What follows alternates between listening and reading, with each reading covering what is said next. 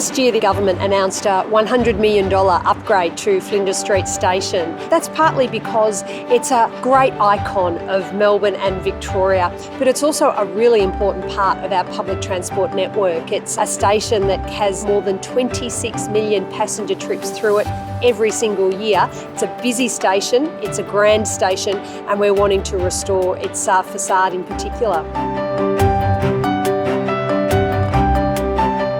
Our role in the Flinders Street Station project has been to survey and assess the condition of the building, and in particular to investigate the original decoration or paint treatment of the building. We were able to establish from newspaper accounts that it's been painted at least 5 times since it was originally painted around the early 1910s, 1915 period.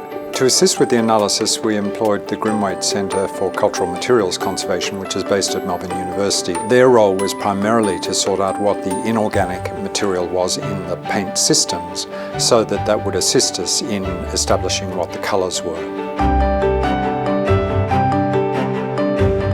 We started by first taking many samples from a representative component of the building. We then embed those samples in a polyester resin, and then we slice the resin so we can actually see all the layers. So it's like looking at this wonderful multi-layered licorice sort.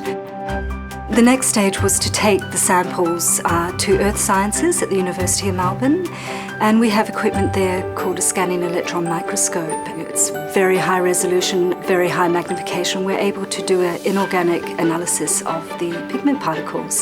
So that gives us further information about what colour we're dealing with over the years.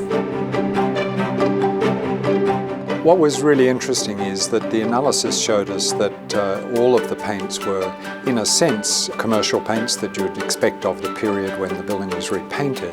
So the building, while shades have varied, has been typically repainted consistently in stone colours to the render and dark greens to the woodwork. For state-registered buildings, the preference of Heritage Victoria is that the colour schemes be investigated, and if the original colour scheme is found to be important or important to the architecture of the building, typically their preference is that it be repainted in the original scheme.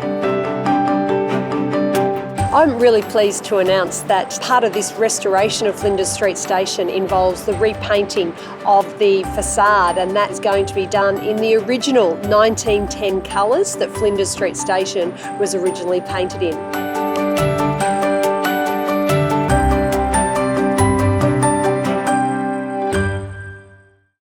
Authorised by Victorian Government, 1 Treasury Place, Melbourne.